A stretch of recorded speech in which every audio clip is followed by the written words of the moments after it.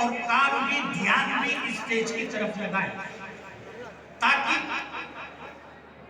اراکین نے جو یہ محنت کی حافظ ہے، ملت کی تقریر ہو رہی ہے۔ مہینوں سے لگے رہے، جلسے کو سجایا ہے، اور آپ لوگ تکلیفیں برداشت کر کے جیسے بھی ہوا ہے آپ یہاں تشریف لائے ہیں، تو ان کا جلسہ کرنا بھی کامیاب ہو جائے اور آپ کا یہاں بیٹھنا بھی کامیاب ہو جائے، اس نیت سے آپ بیٹھیں۔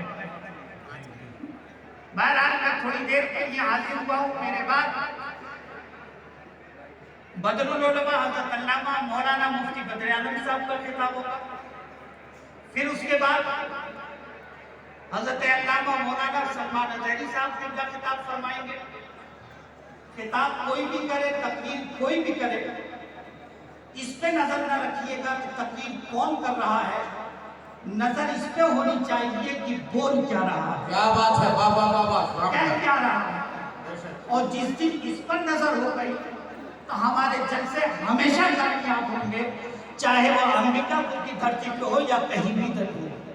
واہ، تو میں تھوڑی دیر کے لیے آپ کی خدمت میں حاضر ہوا ہوں، اور جب میں اسٹیج پر آ کر بیٹھا تو میرے عزیز جناب عارف عزیزی صاحب، جنہیں پیار میں لوگ راجو کہتے ہیں، میرے کان میں دو جملے بول کے چلے گئے۔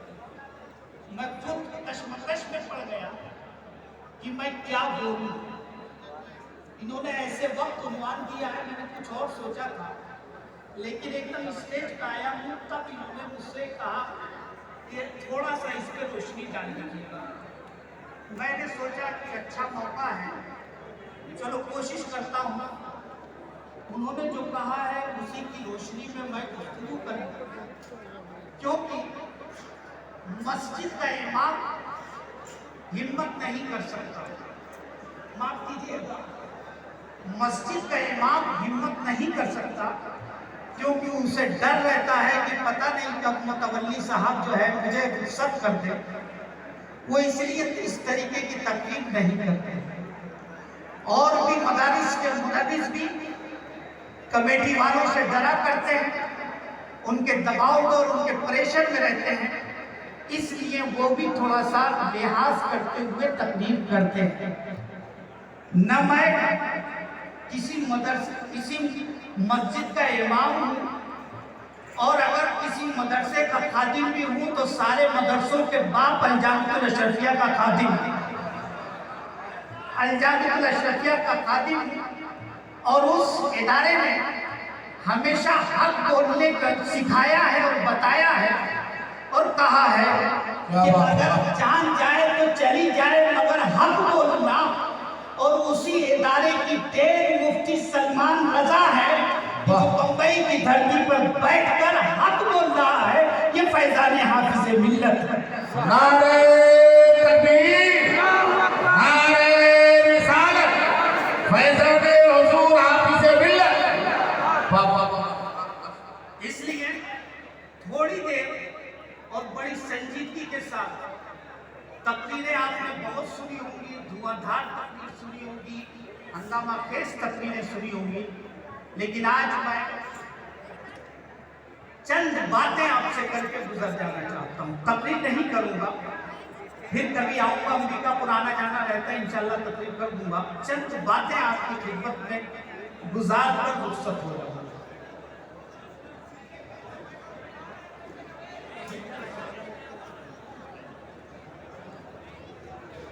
الحمدللہ رب العالمین والعاقبۃ للمتقین، الصلاۃ والسلام علی سید المرسلین وعلی آلہ واصحابہ اجمعین، اما بعد، اعوذ باللہ من الشیطان الرجیم، بسم اللہ الرحمن الرحیم، صراط الذین انعمت علیہم، صدق اللہ العظیم وصدق رسولہ النبی الامین الکریم، ونحن علی ذلک لمن الشاہدین والشاکرین والحمد للہ رب العالمین۔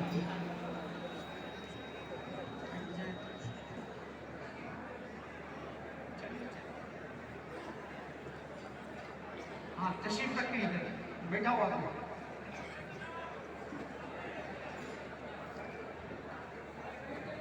कमेटी वालों से गुजारिश है कि आप लोग या तो तकरीर करने जाए या तो सिर्फ बैठाने के काम में करें।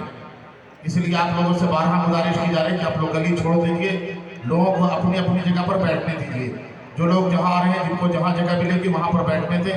आप हजरात अपनी अपनी जगह लेकर के बैठ जाएं। बस एक आदमी लेकर आए, मौजूदीन को यहाँ बैठा दे, एक आदमी इज्जत से बैठाए, उनको इज्जत दे। वाह क्या जुदो करम है शहे बधा तेरा, नहीं सुनता ही नहीं मांगने वाला तेरा। फर्श वाले तेरी शौकत का ओलू क्या जाने, खुसरवा अर्श पे उड़ता है फरेरा तेरा। मैं तो मालिक की कहूँगा कि हो मालिक के हबीब, यानी महबूब हो मुहिब पे नहीं मेरा तेरा। तेरी सरकार में लाता है रजा उसको शफी, जो मेरा गौस है और लाडला बेटा तेरा। राजा ने जो मुझे उन्वान दिया है, मौजू दिया है, ये मेरे पास आए थे और उन्होंने मुझसे ये कहा कि हजरत बच्चियों की फजीलत पे तकरीर हो जाए। इसे आहिस्ता से कहा और जिस बात पे इन्होंने जोर दिया वो ये जोर दिया कि आजकल क्या मामला है कि सास बहुओं में तकरार बहुत होती है, पटती नहीं। सास बहू में तकरार होती है, पटती नहीं है। हालांकि ये मेरी उम्र के बिल्कुल मुनासिब नहीं है, मेरी उम्र के हिसाब से बिल्कुल मुनासिब नहीं है कि मैं इस पर बोलता हूँ, लेकिन अब ये मेरा अजीज है, इसने कह दिया है तो मैं सोच रहा हूँ कि इसी पे थोड़ी देर आपको मेरे आका नबी करीम सल्लल्लाहु अलैहि वसल्लम इरशाद फरमाते हैं, अन निकाह मिन सुन्नती, कि निकाह मेरी सुन्नत है और मेरा ईमान है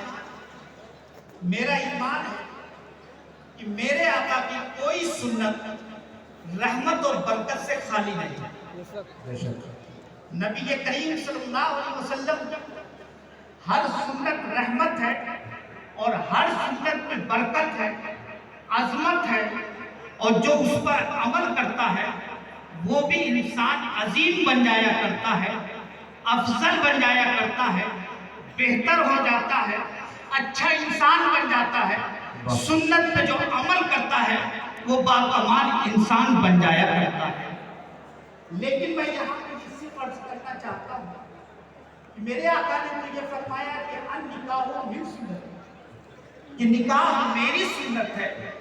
और मैं ये देखता हूँ कि निकाह होने के बाद 6 महीने के बाद, 6 नहीं तो साल भर के बाद, साल भर नहीं तो 2 साल ज्यादा घर में इख्तिलाफ पैदा होने लगता है, झगड़े पैदा होने लगते हैं, एक दूसरे से दूरियां पैदा होने लगती हैं, एक दूसरे से लोग नफरत करने लगते हैं, भाई भाई से दूर हो जाता है, भाई बहन से दूर हो जाता है, बहन भाई से दूर हो जाती है, माँ बेटे से दूर होती हुई नजर आती है, बेटा माँ से दूर होता हुआ नजर आ रहा है।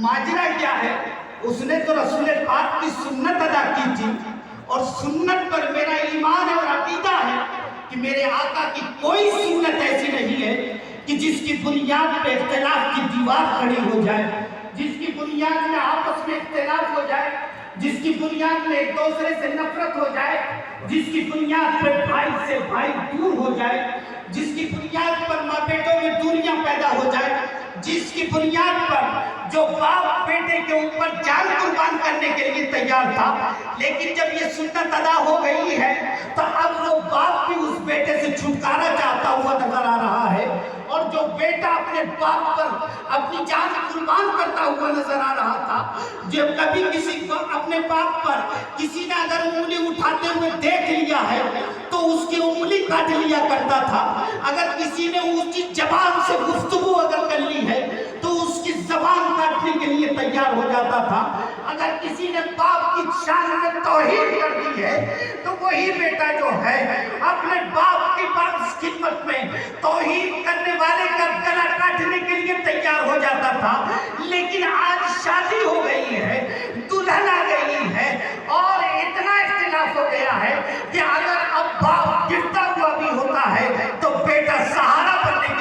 तैयार नहीं है। बाप कमाता हुआ नजर आ रहा है, लेकिन बेटा अपनी कमाई में से अपने बाप को देने के लिए तैयार नहीं है। और है कि जो सास बनी थी, जो माँ अपनी बहुओं को लेकर आई थी, बड़ी इज्जत से लेके आई थी, बड़ी मोहब्बत से लेके आई थी, बड़े पैमाने के साथ लेके आई थी। आज का माहौल तो ये है कि हम जब अपनी बच्चियों को देखने जाते हैं, किसी की बेटी देखने जाते हैं, कुछ लोग तो इंच टेप लेके जाते हैं, नापा करते हैं कि 5 फीट 6 इंच है या 5 फीट 4 इंच है, फिर चला के देखते हैं कि जरा तुम चल के दिखाओ, हाथ उठा के दिखाओ, जरा बोल के दिखाओ। ये सारे टेस्ट लिए जाते हैं। और अगर करीब में ससुराल है तो खाना बनवा के मंगवाया जाता है कि जरा खाना बना के भेजो कि तुम्हारे घर का टेस्ट कैसा है, तुम्हारी बेटी खाना कैसा बनाती है, तुम्हारी बेटी कैसा चलती है, तुम्हारी बेटी करती क्या है, वो बाहर हाथ कैसे उठाती है, गुफ्तगू कैसे करती है, कॉन्वेंट में अगर पढ़ी है तो इंग्लिश बोलना आता है कि नहीं आता है, इंग्लिश मॉडर्न मिजाज है कि नहीं है। ये मिजाज हमारा और आपका हो गया है। जिस माहौल में इतनी जांच के परख के साथ जब लड़की आएगी तो वहां इख्तिलाफ होना ही होना है। अगर आपने ये पूछा होता कि आपकी बेटी कुरान शरीफ पढ़ी है कि नहीं पढ़ी है, आपकी बेटी जो है नमाज पढ़ती है कि नहीं पढ़ती है, आपकी बेटी रोजा रखती है कि नहीं रखती है, आपकी बेटी पर्दा करती है कि नहीं करती है, आपकी बेटी उसने अखलाक का पैगर है कि नहीं है, आपकी बेटी बड़ों की इज्जत करती है कि नहीं करती है, आपकी बेटी बच्चों की इज्जत करती है कि नहीं करती है। अगर ये सोच कर और इसको जांच के लाते तो वो लड़की जो है कोई आपके घर में इख्तिलाफ नहीं करती, बल्कि वो फातिमा ज़हरा की कनीज बन जाती। और जब फातिमा की कनीज बनती तो उसकी गोद में पलने वाला बच्चा कोई जो है इमाम आज़म बना करता, कोई बाबा फरीद बना करता है, कोई जो है खाजा गरीब नवाज बनता है। जब माँ बुलंद हुआ करती है, किरदार की बुलंद होती है, अखलाक की बुलंद होती है, हुस्न की बुलंद होती है, सीरत की बुलंद होती है, तो उसकी गोद में पलने वाला इंसान जो है कोई मुजाहिदे मिल्लत बनता है तो कोई हाफिज़े मिल्लत। नारे तकबीर, नारे रिसालत, फैज़ाने हुजूर हाफिज़े मिल्लत, मसलके आला हज़रत, सादाते हुजूर हाफिज़े मिल्लत। बाबा मेरे दोस्तों, हम जब जांचने जाते हैं, ये सबके घर, मेरा भी मामला यही है, मामले भी सब लोग जो है ज्यादा हाइट है, सारी चीजें नाप लेके आते हैं। और मेरी माँ, मेरी चची बड़ी मोहब्बत करती है।